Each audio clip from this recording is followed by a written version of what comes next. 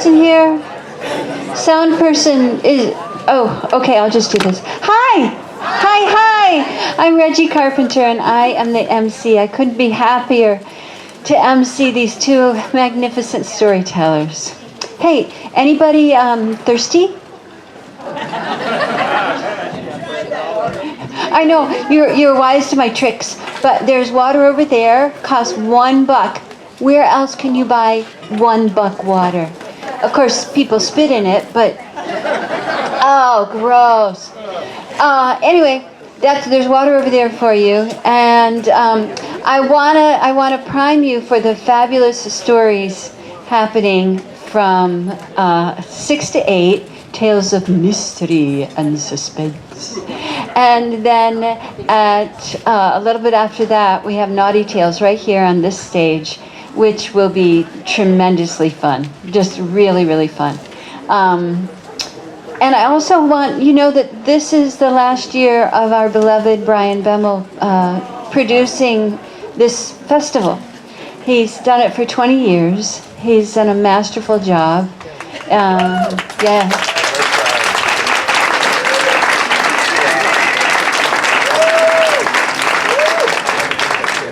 And the baton has been passed safely and securely on to a brand new generation. So the festival will continue to grow and grow and grow. One of the ways that we're marking our appreciation of Brian is you'll find these cards. They say at the top, Brian, thanks for. So if you would like to just take the time, we'll, after the festival, we'll be presenting these cards to Brian so he can have a memento of gratitude from all of us to him.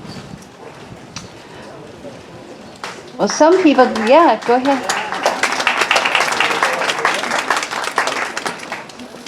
Some people just have a voice as sweet and beautiful and golden as honey. And our first performer, Kim Weitkamp, has such a voice. So let's welcome her to the stage.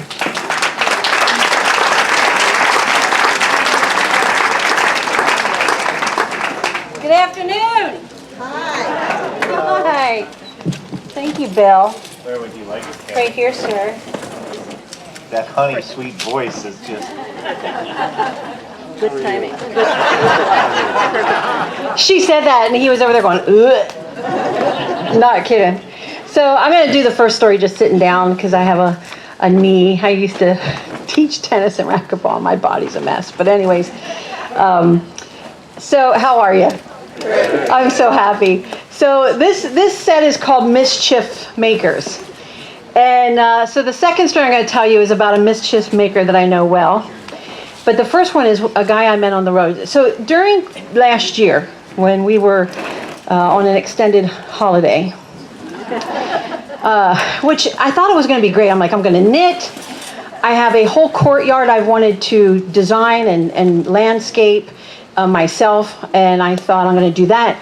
And I'm going to bake. And we came out of last year looking like bears, man.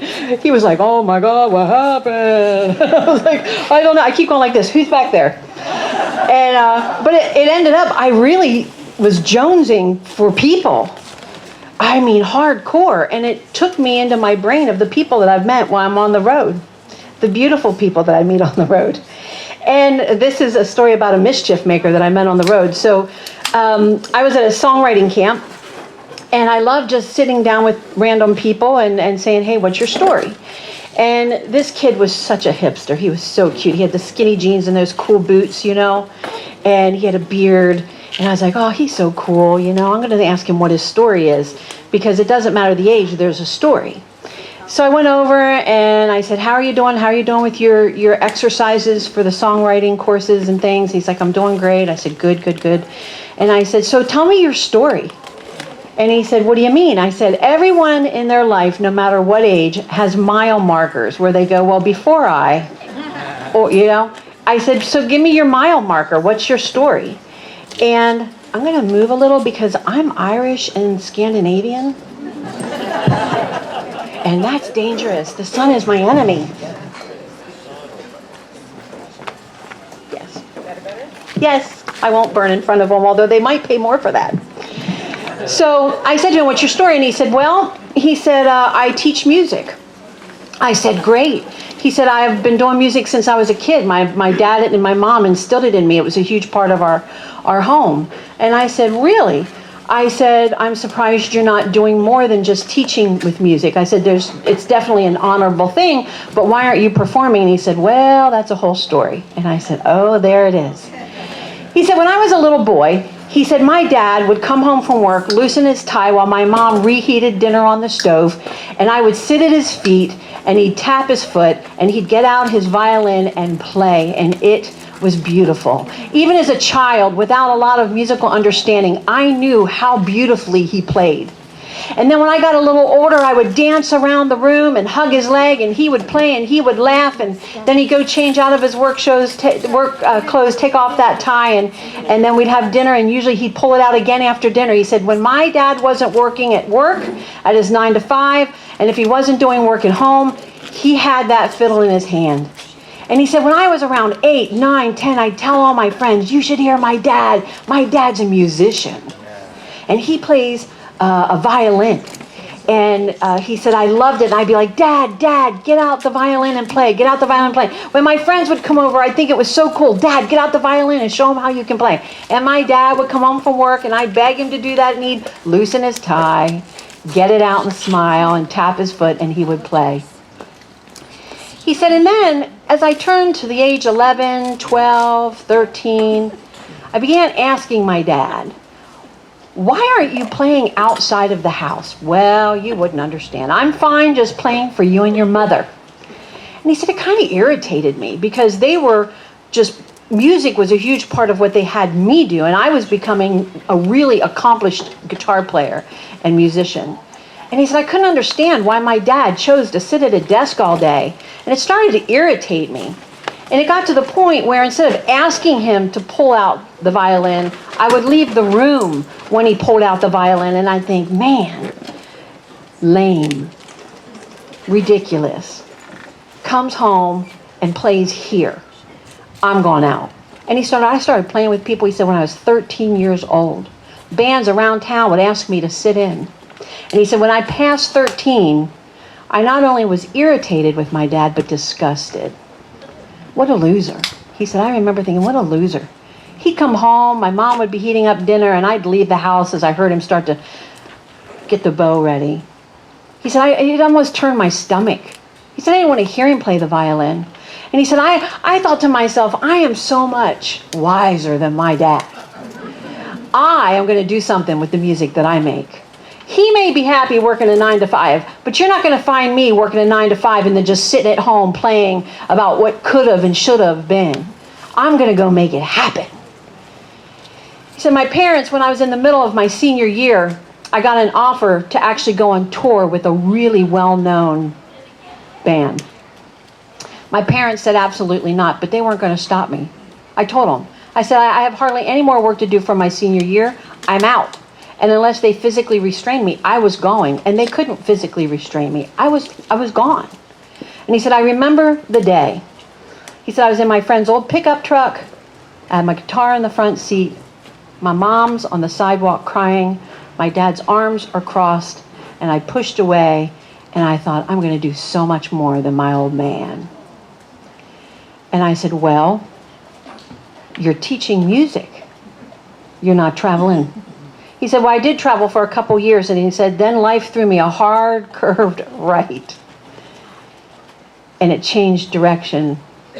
And he said, I got a much clearer understanding of my father. And so this is the song that I wrote after our encounter, and he finished telling me the story. He said, Papa was a rolling stone. That's not the way the story goes. Push being a star far out of sight, working hard to be home to tuck his son in each night. Working the 9 to 5 grind, keeping pictures of his wife and kid in his mind. Don't you know sometimes his toe would go to tapping? Asked if he had regrets, well, you know he would be lying. As he holds his son's hand, he dreams of playing in a band, making music and traveling the road. But those dreams are for the young, his heart's rooted at home. You know there's always a melody left unsung. You know there's always a melody left unsung. Well, his little boy thinks he's all grown up. Harsh words in a packed up pickup truck. And as he pushes away, he says, Dad, I was born to fly. And he leaves with an old pawn shop guitar by his side. Now that boy's become a man.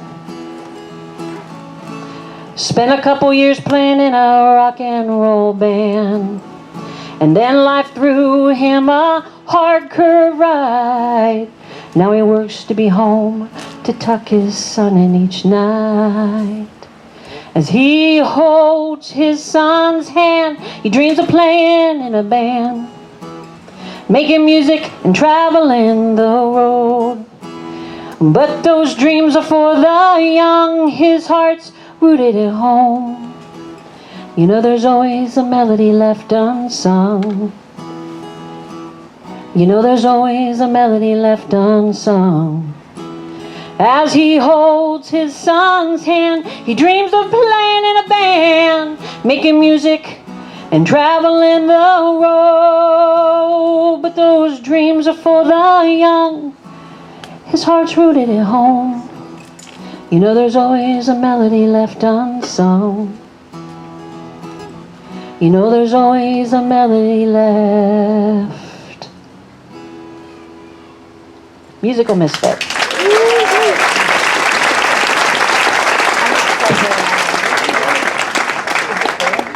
Is it this green one? Bill, I just love that you're I being didn't. The sound my guy. roadie. The sound guy. That you're my roadie. The sound guy. You're my roadie. The sound guy. You're my roadie.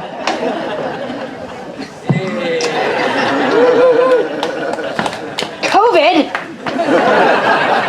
Yeah. All right, let's just do this real quick. Let me just make sure I'm Don't up. play it again, though. Okay. Are you there? All right. I'm going to stay seated because my thing keeps popping off, and I don't want to drop it in my guitar get room. So, anyways, blah blah blah blah. So, a lot of caffeine and tired, a great combination. So, so when I was little, I was so skinny that my dad said if I turned sideways and stuck out my tongue, I'd look like a zipper. Sadly, that is not the case anymore. Just use your imagination. It's a storytelling festival. And I'm going to tell you, when I was in 5th grade, they separated the boys from the girls, and they gave us a kit back in the day about what was going to happen. We viewed a movie that was traumatizing, and then we had a kit with some hygiene products, and then this, usually the gym teacher, female gym teacher with the girls, male gym teacher with the guys, would tell us what was coming up with puberty. And it was helpful. What I want to know is, where is the menopause kit?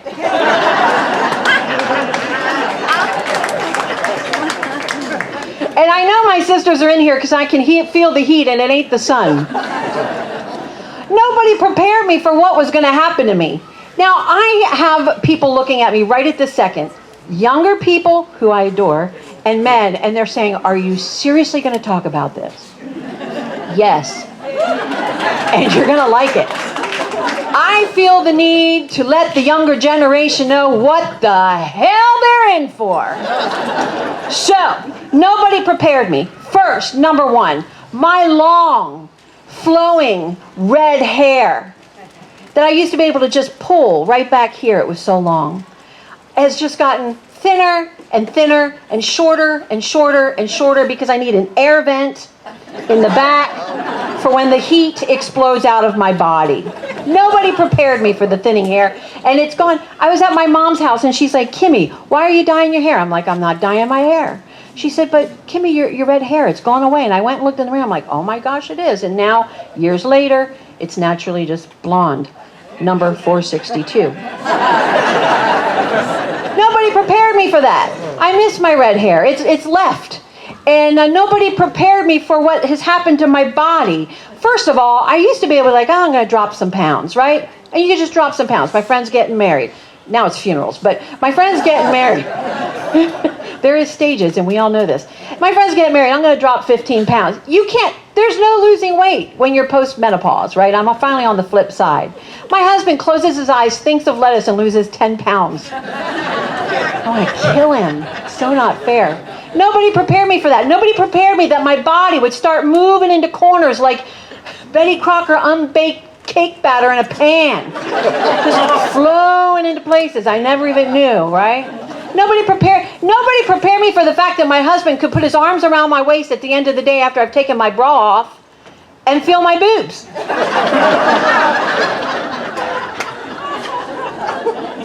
That was for Naughty Tales joke, but I just had to.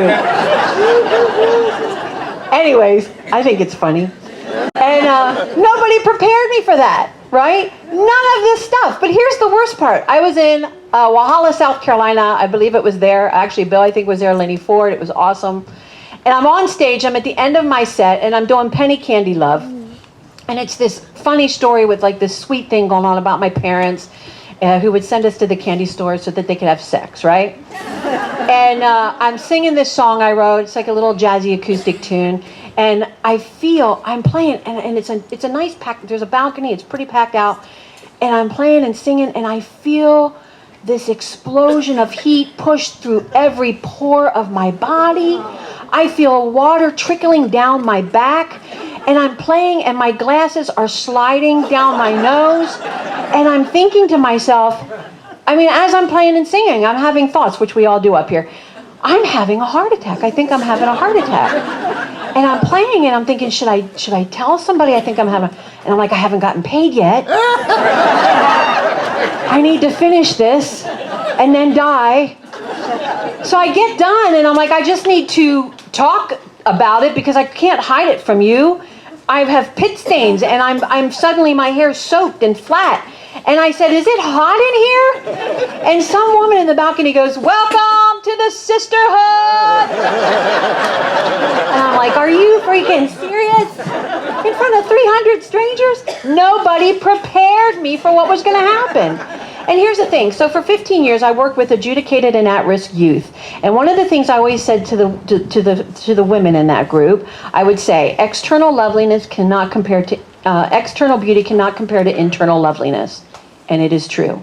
You can be beautiful and be one ugly human being, right? And you can be somebody that does not fit society's standards and be absolutely stunning.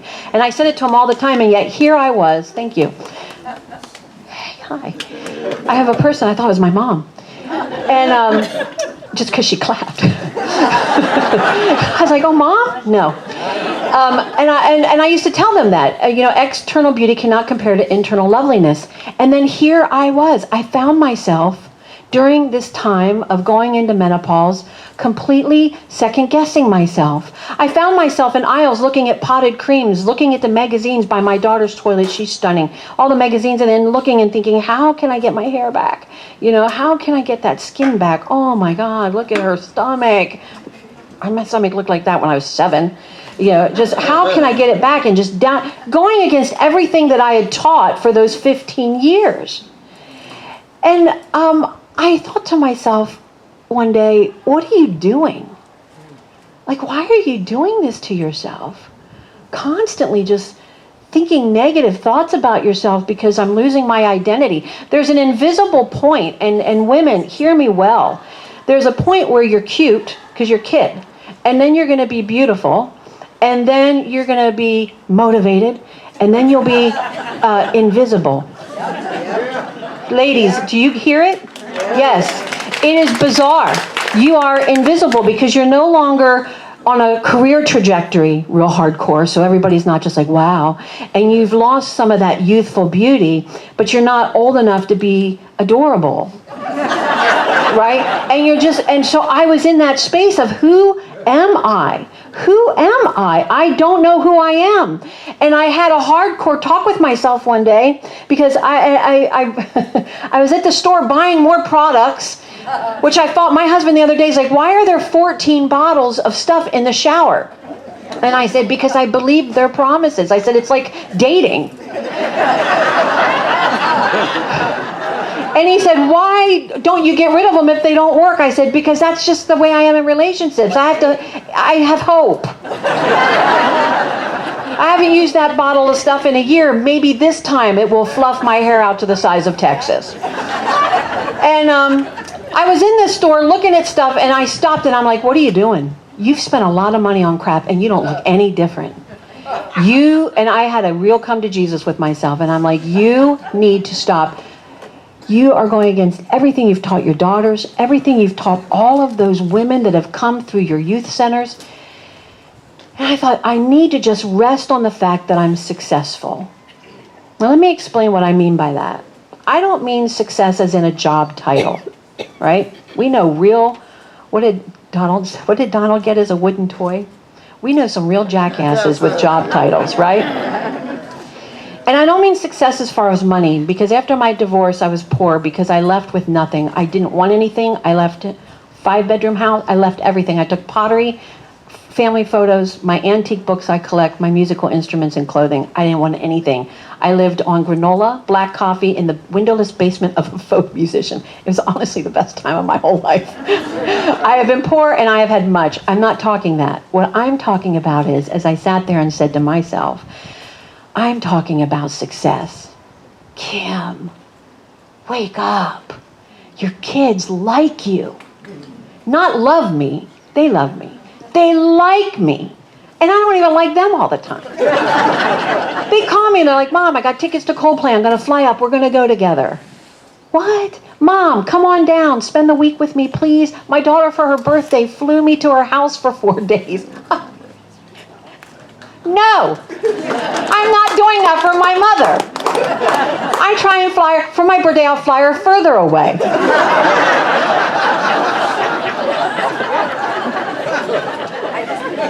So my kids like me. I have a husband who adores me. He married me when I was like this, right? And when you find a man that can handle heavy equipment, honey, you keep him. And so I decided that I was going to make a turn of behavior and thinking. And I decided that instead of worrying about losing weight, I would decorate it.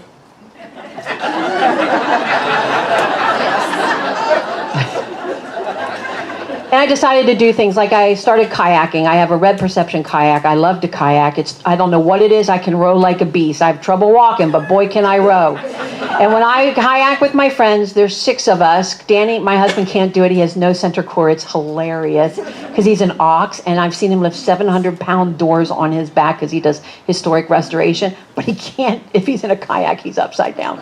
It's so cute. But anyways, that's a side note. I miss him.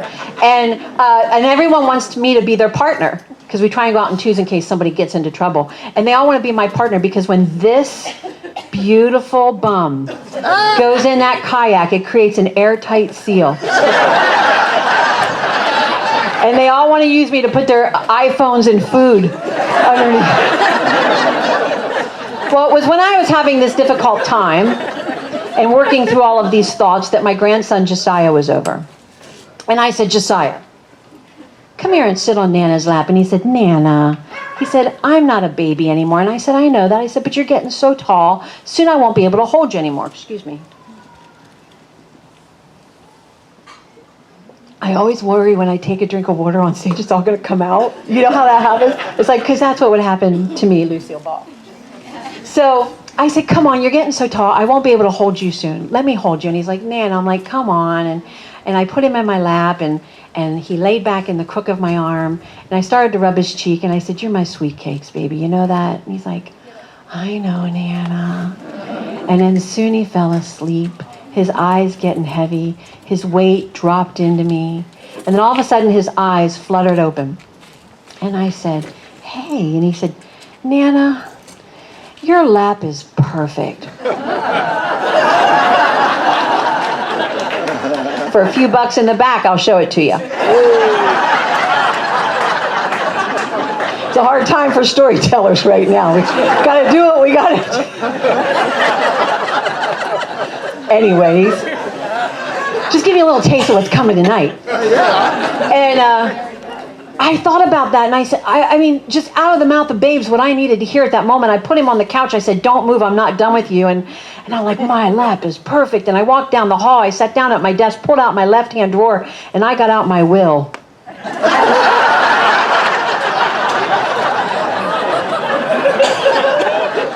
When my kids come to my shows, they laugh too, but they have no idea.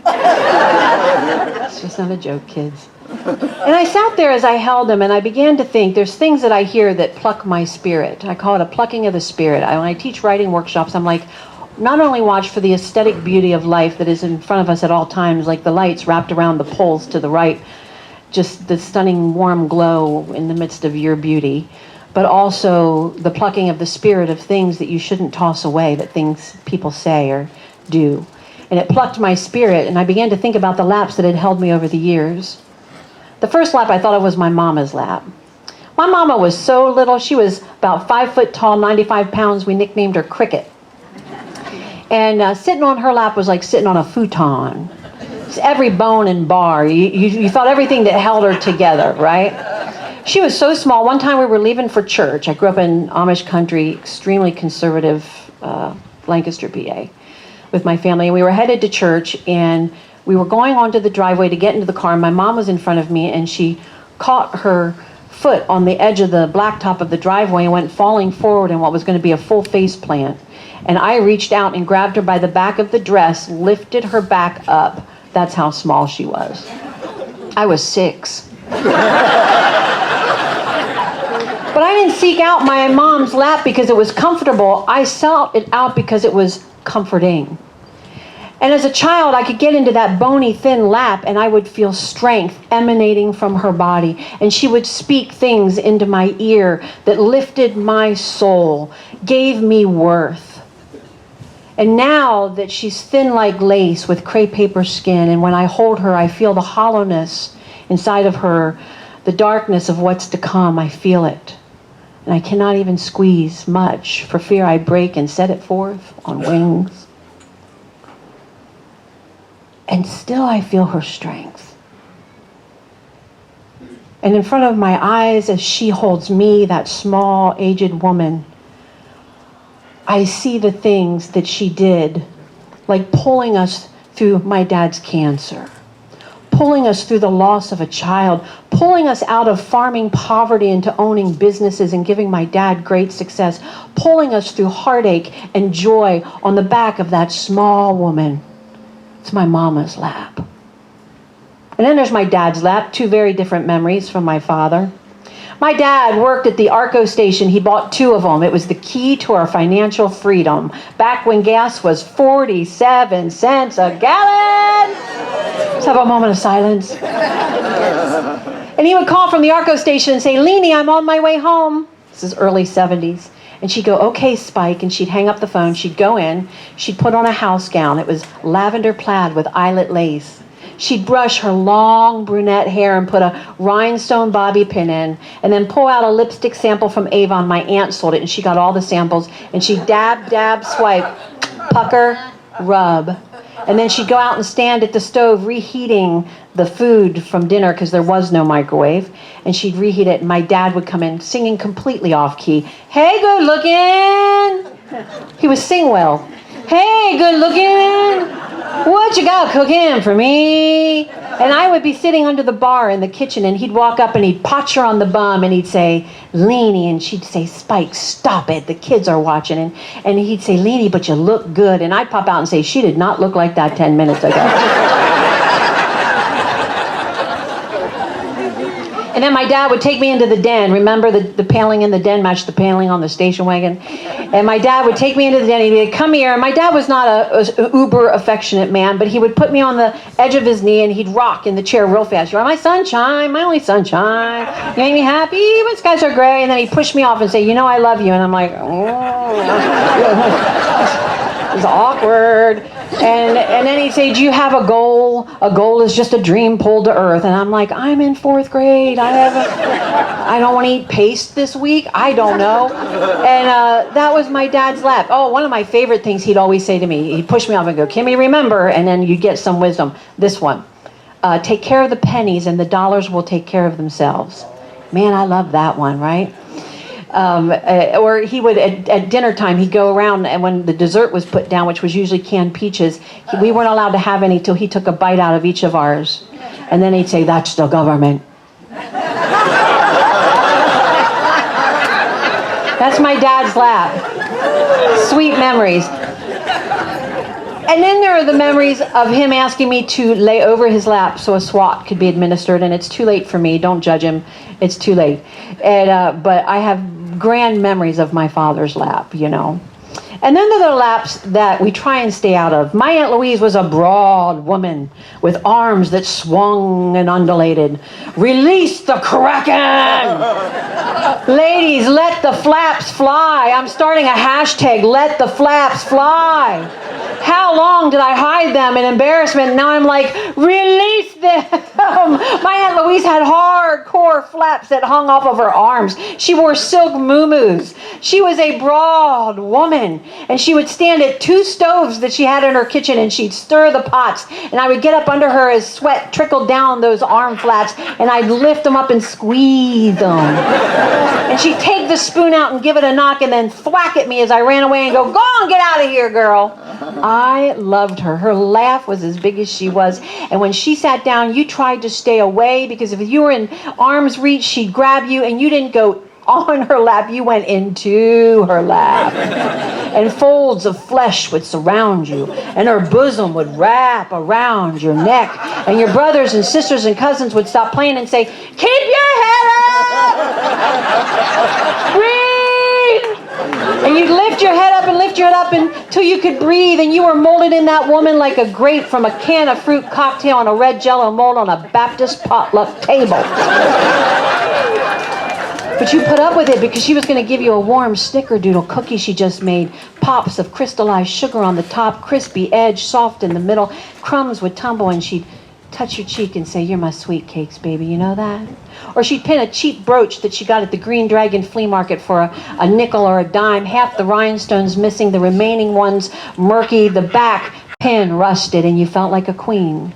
And when she was done with you, she'd extract you from her lap and there'd be a sucking sound. And she'd pot you on the bum as you ran away and say, now go on, girl, get on with it. My Aunt Louise is gone, and I'm grown. And there are days, even though I consider myself fairly positive human being, that there are days where I do not want to face, I do not want to jump the hurdles of life. And on those days, people, I swear that on the edge of the wind I smell roses.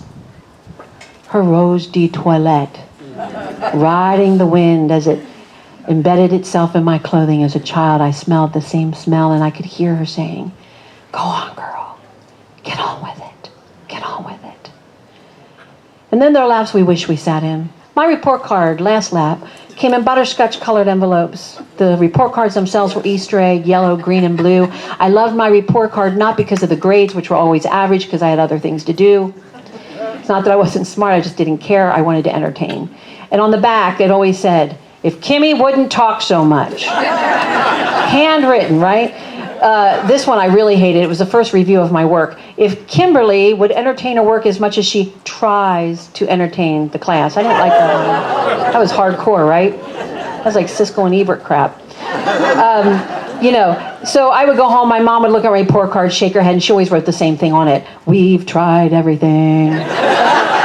And it was that way until I met Mrs. Ort. Mrs. Ort was a ramrod, straight woman, pencil skirt, button-down shirt, sensible rubber-soled shoes, a beehive of brown shellacked hair, lips painted coral number 62, pressed firm in determination to make the most out of these children. And I loved her. And you never wanted to disappoint her because she was the favorite teacher in the whole school. And I was in her class about 3 weeks when she said, "Kimberly, stand up." I slid out of the metal and wooden desk, fiddling with the bottom of my Snoopy t-shirt, thinking, what did I do that she found out about? And she said, "You have a gift. It is the gift of gab. And with it, child, you could rule the world." I was like, I knew it. Finally, somebody gets it. I got my first report card from her, and on the back, I turned it over, and it said, "Kimberly is a pure delight." I went home, I'm like, "Mom, look at my report card." She said, "Kimmy, let's just wait." I'm like, "Mom, no, read it." She looked, turned it over, looked at me, checked the name on the front, and she wrote on the back, "What are you drinking?"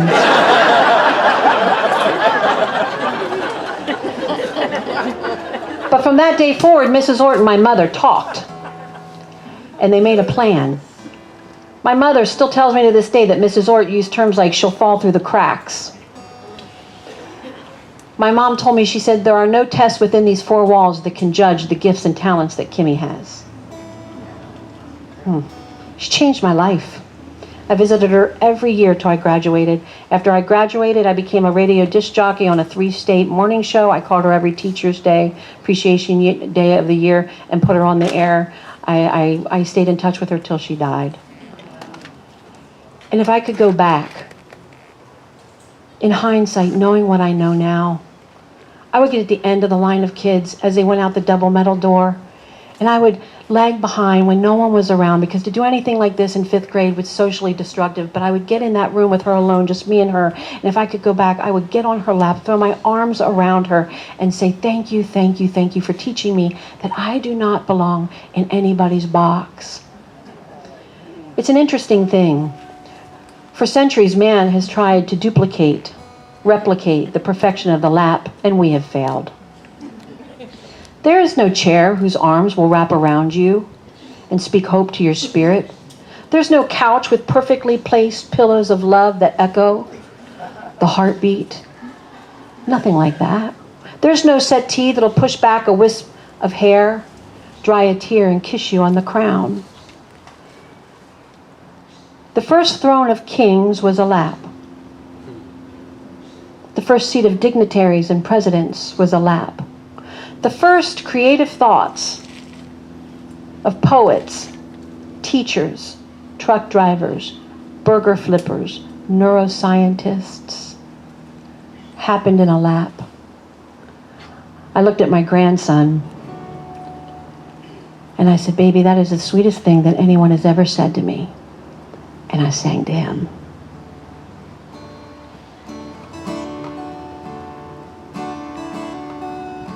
You are my sunshine, my only sunshine. You make me happy when skies are gray. You'll never know, dear, how much I love you. Please don't take my sunshine away.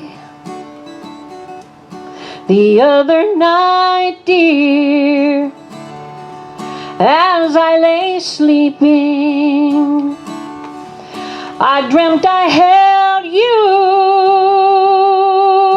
in my arms. When I awoke, dear, found I was only dreaming. So I hung my head and I cried. You are my sunshine, my only sunshine. You make me happy, oh, when skies are gray. You'll never know, dear, how much I love you. Please don't take my sunshine away.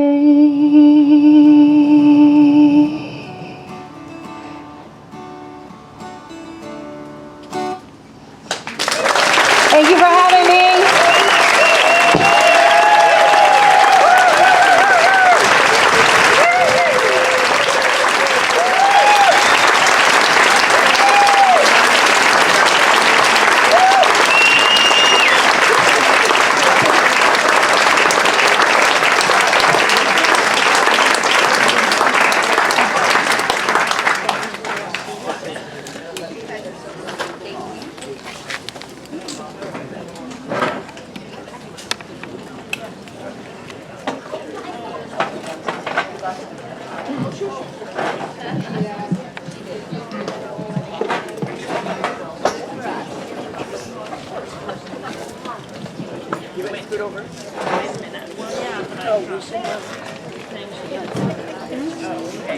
Hello, hello.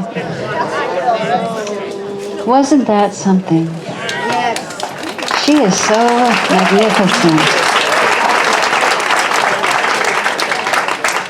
Is there a person named William Harley here? Not our Bill Harley, but William Harley? Well, he lost his wallet, and if he doesn't claim it in about 2 minutes, it's mine. I'm letting him flap.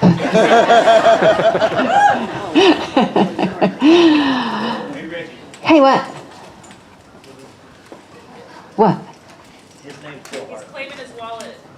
Oh, it's your wallet, Bill? Oh, you lost your wallet. Did you find it over there? Yeah, Norma has it. I thought it was a coincidence.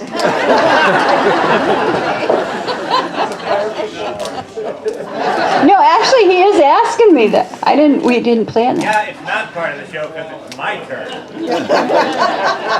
Oh, God, the stage hog is waiting to get off. We love Bil Lepp, don't we? Wow, let's do it.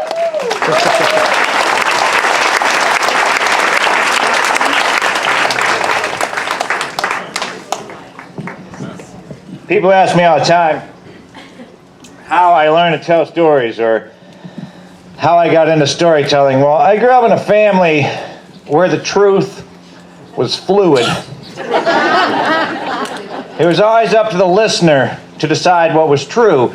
And the speaker could say anything they wanted, and it wasn't malicious. If you could make a story better, you were allowed to make a story better. I said this earlier in the week to a small group of people, but I had friends who would say, I hate to go visit my grandparents because they always tell the same story the same way or the same time every time I go. But that was never the case in my family. My Großpapa, it's German for great father. It has nothing to do with his personal hygiene. He was born in 1899 in Russia. They were Germanic Mennonites, so they had German culture. They spoke German, but they lived in Russia, so he knew Russian. They owned one of the largest, well, at the time it was the largest steam tractor factory in the world there in Russia. And then the Russian Revolution came, and that didn't work out so well. So he came to America via several other countries, picked up many languages along the way. And so Großpapa just had this wonderful sense of language and of having faced all of the difficulties in the world, and therefore why pay attention to anything that seems unimportant. So he would tell these wonderful stories, and the first time I heard it, he and his buddy were riding their horses down the street, and they saw a woman being accosted by a man, and Großpapa's buddy jumped off the horse and saved the woman. And the next time I heard that story, he and his buddy were riding their horses down the street, and a woman was being accosted by 10 men, and he and his buddy jumped off their horses And the next time I heard that story, he was riding a horse down the street, and the entire Red Army was accosting a woman, and he single-handedly saved them. So this was just the way it was in the Lepp family, and it was a wonderful way to grow up. And we would, Gross Papa was in Sunday school class one time, full-grown adult in Sunday school class here in America, and the teacher made a comma splice on the chalkboard. And if you're going to point out a comma splice, Sunday school is the time to do it. And so Gross Papa said to the Sunday school teacher, "You made a comma splice." And she said, "No, you didn't." He said, "Yes, you did." And this went on for a minute. And then she said, "Mr. Lepp, I understand that English is your second language, but I assure you that I'm correct." And he said, "Ma'am, English is my fifth language." And I'm correct. This is the sort of man he was. His view of the world: when he got here from Russia, he spoke German. He was Mennonite. There were a lot of Germanic Mennonites out in the Midwest. He got a job with Kleetrack Tractor Company and would go out, could speak German, new tractors, would sell tractors to the Mennonites in the Midwest. Then the Second World War broke out. There weren't any tractors to sell, and he was living in Akron, Ohio at the time, looking for a job. He drove by the Goodyear plant, saw that the employee parking lot was full, and he said to himself, if they can hire that many people, they can hire one more. And so he went in and got a job and worked the next 50 years for Goodyear. So that's the kind of guy Gross Papa was. But then he would say things. Like we were driving by his house. He said, "You see that restaurant?" I said, "Yes." He said, "That is the worst restaurant I have ever eaten at. Every time I go."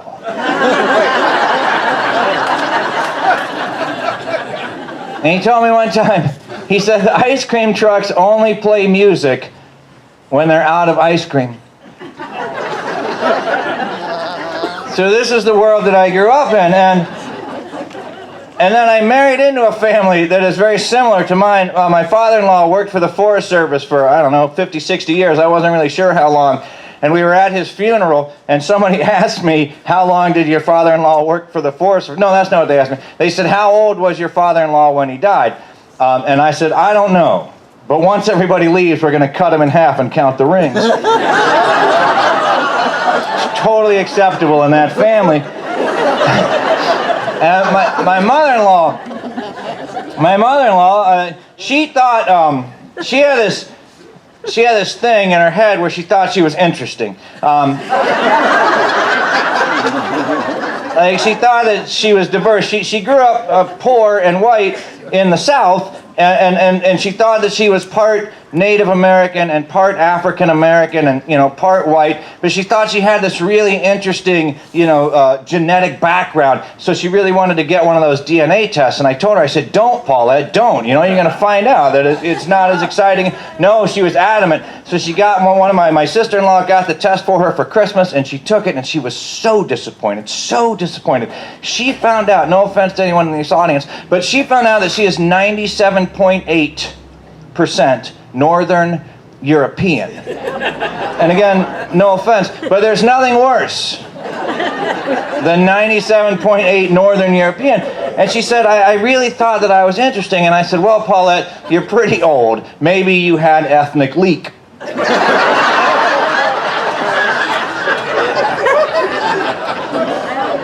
So this is the world I grew up in, and I encourage you, if you have children, if you have grandchildren, you're sort of a younger person here. Do you have adults here?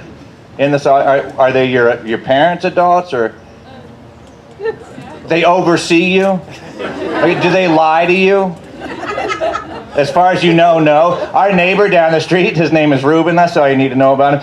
He's 18 years old, and he told us the other day, his parents, this is going to shock you people in Ojai, California, but his parents, I guess, occasionally earlier in his life would smoke dope. And, but he didn't know if that's what they were doing. He said they would go to the basement to have some adult time, and he thought that they were doing something else entirely. And when he found out that they were smoking dope, he said, "I didn't know which shocked me more." So anyway,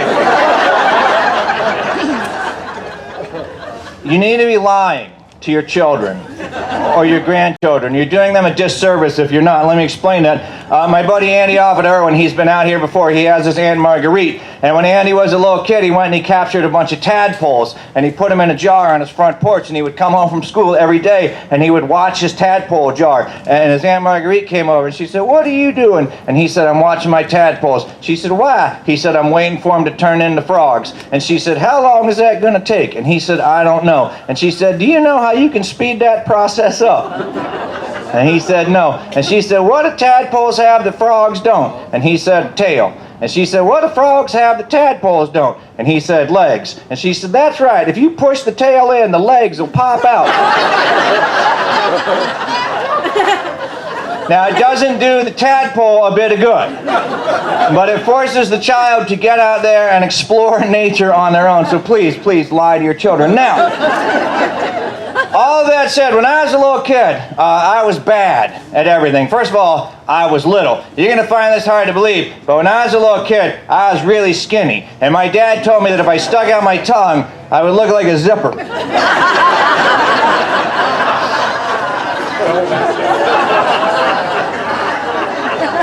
But I didn't hit 6 feet tall until I was a sophomore in high school. I didn't break 100 pounds until I was a sophomore in high school. And as a result of that, or maybe just as a part of that, I was bad at everything when I was a little kid. I mean, everything. And the worst part about that was my older sister, Katie. She's like 10 months older than me. She's adopted. I'm going to let you not have to worry about all that. Katie is good at everything. You went in her bedroom, and on one wall, there was nothing but blue ribbons from the swim team that we were on, with an occasional red ribbon thrown in where she had been forced to be on a relay team with some weak sister who was never seen again.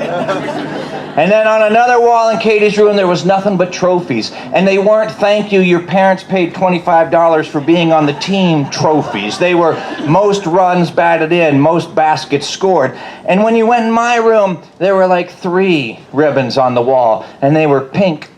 I don't know if they were last place. They didn't say anything, but they were the same color for being disqualified. But they were there. And one year, I don't know, I was 8 or 9 years old. We were coming up on Halloween, like it was August, right? And I realized what I wanted to be for Halloween. I was going to be a Rice Krispie box, the greatest costume ever. And so I got a big box, I cut a hole in the top, and I spent the next 2.5 months decorating this box to look like a Rice Krispie box. I painted Snap, Crackle, and Pop on the front, and on the back I had educational but entertaining games that you could play while you ate. And on this side there was nutritional information, and on this side I wrote the recipe for Rice Krispie treats. And we were going to have, you could wear on Halloween, everybody in school was going to wear their costumes to school. And we were going to have a contest. Who had the funniest costume, who had the best who had the funniest costume, who had the scariest costume, who had the best overall costume. The rest of us were just going to lose, because that's how it was back then. But you could win in your class, and then you could win best of school. And so I had worked so hard on this costume, and the night before, my older sister asked me if she could wear my costume to school that day. And in a fit of generosity, I said yes. And she won best in class and best in school. And she wouldn't give me those ribbons. I tell you that so you'll make that noise. Her name is Catherine Lisa Lepp, and she lives in Dayton, Ohio. If you ever see her, just give her the eye. And then we were studying the water cycle in science class, and we learned all about how there's the ocean, and then the sun shines down on the ocean, and some of the ocean evaporates, and that goes up into the sky, and then those molecules turn into clouds, and they blow out over the land, and they get really heavy, and they rain if you live in some parts of the United States.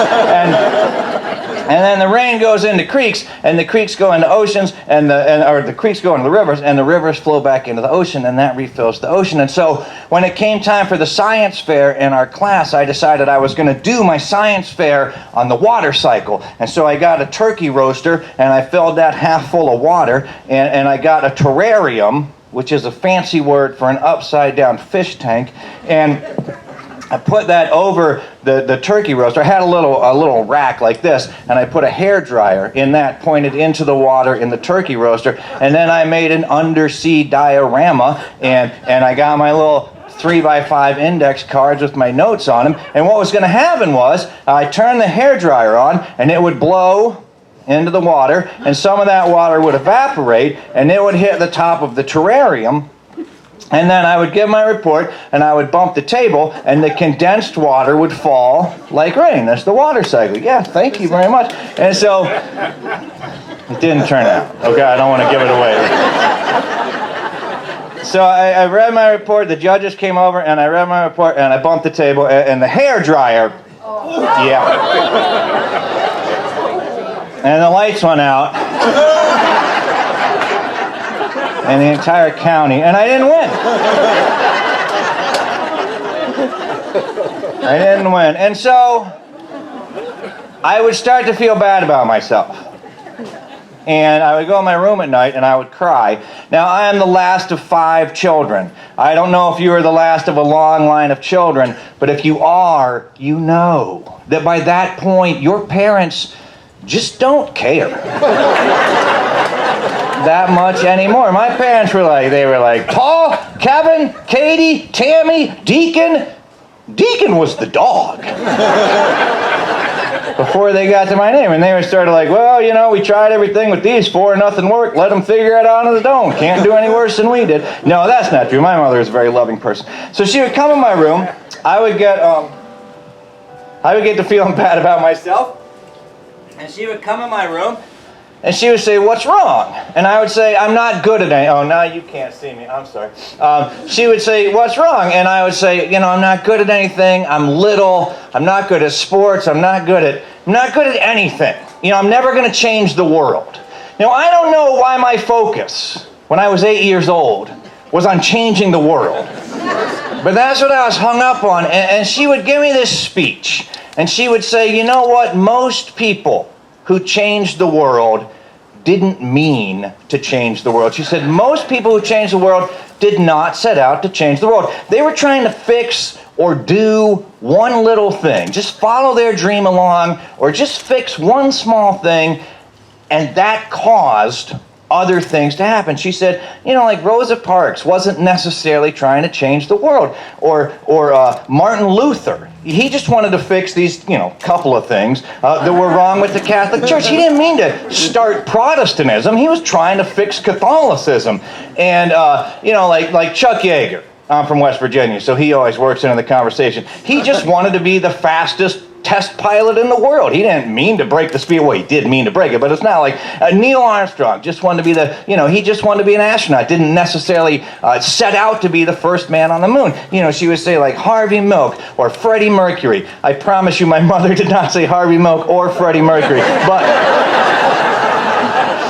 I like to put them in there. And I have to tell you, this is a total diversion from this story, but when I was a kid, I grew up in this really small town. You know, this was the all of the 70s and then into the earliest 80s.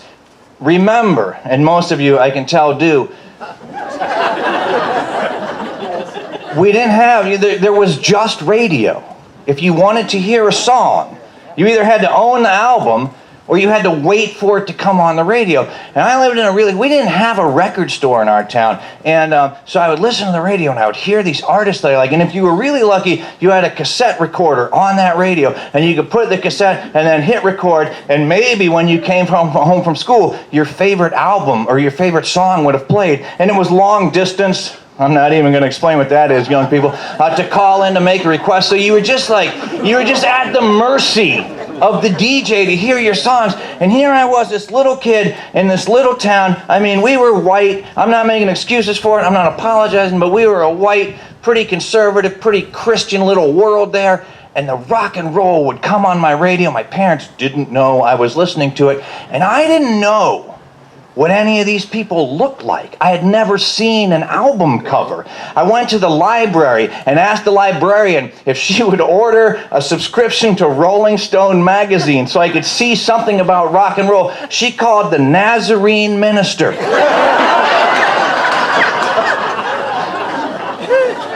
I didn't have any idea what rock and roll people look like. I looked around my little tiny town and I thought, well, that's what the banker looks like. That's what the school board president looked like. That's what the mechanic looks like. This must be what rock and roll people look like. So imagine my surprise, like the first time I went into a record store, holy cow. And I wanted to be a rock and roll star. This was one of the things. I wanted to be I still do, so bad, but I just could not play music at all. I cannot. I'm not pretending. I'm not looking for sympathy. You ask people, they will say, oh no, he's awful. And so when punk rock came out, I thought, oh my goodness, this is my moment. Punk rock, the whole idea of punk rock is you don't have to play well. I can't even play that well.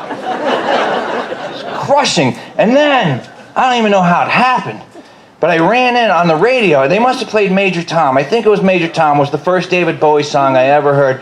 And I was hooked, man.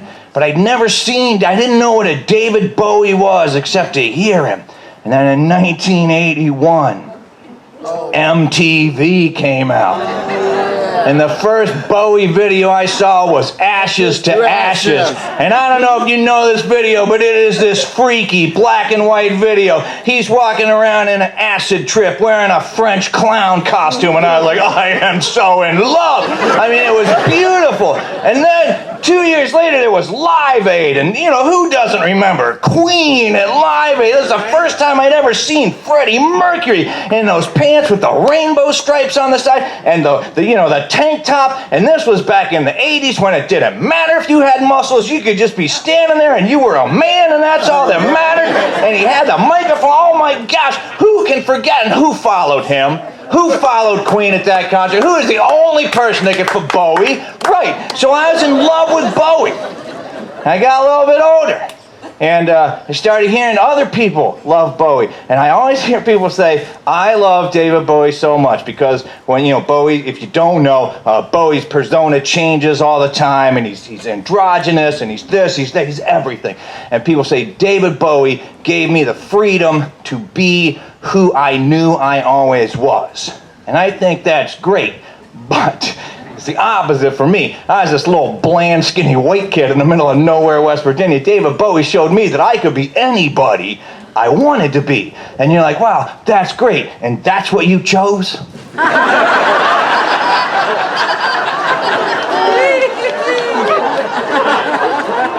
Yeah? But in my head, I'm wearing a silver cape and, glittery space boots. But anyway, my mother would tell me, most people change the world. Didn't set out to change the world. And I don't know if the speech actually made me feel better, but I know it made me fall asleep. And so that's what my world was like when I was a kid. And every year, my family would vacation in Islesboro, Maine. So we would travel from Half Dollar, West Virginia to Islesboro, Maine, which was like a 48-hour car ride. It's a long way across the country. Out here, it's one state. But back east, it's most of them. And so, my dad, we had an 18-foot aluminum Grumman canoe. And my dad would take all the family's gear and pack it into hefty bags, tie those shut, put them in the Grumman canoe, lash them in, and then Mr. Kosky, our next door neighbor, would come over and they would lift up the Grumman canoe with all of our family's gear and flip it over and put it on top of our Pontiac Grand Safari station wagon.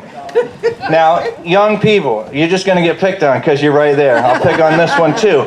You don't know what a station wagon is, but that 18-foot Grumman canoe on top of that station wagon did not go over the windshield or the rear window. The station wagon was about as long as this whole stage. It's called a station wagon because it was designed to transport like steamer trunks from the boat station or the train station to your home or hotel. So the back is designed to fit these giant steamer trunks. So there was a bench seat in the front, and then a bench seat in the middle, and then from about here to the back of the car was just wide open, free range space. And so Dad would put the canoe on top of the car, and we would get in to drive the 48 hours to Maine. And in the front seat was my father, gross papa, and then my mom. And in the second seat, there was my brother Paul, and then Alma, she's my grandmother. Gross papa and Alma are Dad's parents. So there's Paul, my brother, and then Alma, and then my brother Kevin in the next seat. So Paul and Kevin are on the windows. And then in that back area was myself, my sister Tammy, my sister Katie, Deacon, the dog, and my buddy Skeeter. 5 of us, just loose back there. There were 10 people and a dog in a car that had 4 seat belts. There were more cigarette lighters in that car than there were, and they weren't phone chargers, they were cigarette lighters. There were more cigarette lighters in that car than there were seat belts. And we would get in that car and we would drive to Maine non-stop, well, not quite non-stop, but we wouldn't stop anywhere to sleep. So my sisters and myself and Skeeter were in the back seat, and it had a big tailgate back. You open this giant door, but this giant window was like this wide. The giant window just rolled down, so you had this much space, and the 4 of us were back there. No adult was looking back to see what we were doing, but if they had, they couldn't reach us, so it didn't matter. We could do anything we wanted back there. We would play these beautiful games. We would be way back at that back window. We would play a game, who can be the last person to leave the state? Hold my ankles! Cars behind us, beep, beep. Look at those kids. They're having a great time. And then we pulled into this rest stop. And everybody got out. You know how it is when you're on a long trip. One person got to go, everybody got to go. And so we all got out. And we were coming back as the last person. And instead of climbing over everybody to get in the back, I just rolled in that big tailgate window, looked in the rearview mirror, made eye contact with Gross Papa and my dad, and then I was kind of tired, so I just pulled a blanket over myself. Dad pulled out, we headed down the road. Now, Kevin and Tammy had switched places. Kevin was now in the back, Tammy was sitting in the middle seat at the passenger side window. They had switched places because Kevin tended to get car sick. And so he had been painting the back panel of the car. And Dad got tired of that, so he put him in the back so he could paint other people's cars. And so we pull out, he's like 15 minutes down the highway. And my sister Tammy goes, "Oh no, I think we left Bill." Because when you're the last of 5, it takes them 15 miles to realize you're gone. And my dad said, well, no, Gross Papa said, well, I told him if he didn't hurry, we were going to leave him. And my dad said, we'll pick him up on the way home. And my mom said, John! And my dad said, what? I'm sure he'll be fine. And my mom said, John! And I have to tell you, I was 19 and 1/2 years old when I realized that my father's name is John. I thought there was some accent mark to make it John, because that's all I'd ever heard. So we went another 15 minutes. By this time, my sister's frantic. She's panicking, she's screaming, she's hysterical, and I'm like, surprise! Welcome to the Lepp family. And finally we got to Maine, and we got to the part where we had to get to the island, and we rowed a boat. And I'm going to ask the audience, because my wife and I have an argument about this. Somebody raise their hand and tell me what they call the sort of vessel on which you drive a vehicle, and then it transports you from this, you don't raise your hand, and it transports you from this point across the water to the, yes? Ferry. A what? Ferry. I am asking the lady who raised her hand. Thank you very much. You've all been in the 4th grade. Yes, ma'am. Ferry. No, you're wrong. Yes. Ferry boat. Ferry boat! Right, see, he said 100% of the people in the audience said ferry boat. Yeah, motorboat, rowboat, ferry boat. Anyway, she tells me it's redundant if I say boat. It's not. What do you call the people that live in the woods? Ferries, right? How am I going to know the difference? What'd my car ride? Never mind. Anyway. Thank you. Pay you later. We got on a ferry boat, And, you pull your car on it. There's all these cars on it. It's amazing. We're going across the bay. And Gross Papa got out, and he's leaning on the rail, looking out into the bay. And I went over, and I leaned next to him, and Skeeter came and leaned next to him. And there's all these well, they were lobster buoys, but we didn't know what they were at the time. Just colorful things floating in the water. And I said to Gross Papa, what are those things? And he said, oh, those. He said, those mark the places where all of the other ferry boats sank. So beautiful. And you might wonder yourself, why would you ask that man any questions at all? Well, by the time I realized he was always lying, I also realized that he had the most interesting answer. So finally we got to our little cabin. And we pulled in. It wasn't a very big cabin. And it was maybe 10 yards of grass. And then 50 yards of stony beach. And then there was the ocean. And we pulled in, and Skeeter and I got out of the car. Well, everybody got out of the car. But my mom said to me and Skeet, you two, because we were right at that age where we were more helpful if we weren't helping. She said, you two go play in the ocean. You two 8-year-old boys who were not even sure if you can swim. Go play totally unsupervised in the ocean. Because safety hadn't been invented yet, so we were gone down to the ocean. And Gross Papa, who was old enough, if he didn't want to do something, I'm not doing that, he said, I'll go watch the boys, which would have rankled, except we knew he was just trying to get out of work. So Skeeter and I went running down in the ocean, and we ran straight into the North Atlantic Ocean. We ran up to our knees into the North Atlantic Ocean. I don't know if you've ever been in the North Atlantic Ocean, but even in August, it's about 8 degrees colder than the bottom of Lake Superior. This was cold. By the end of that 2-week vacation, I was blue from the knees down, and then I was pale white from my knee to my waist where my swim...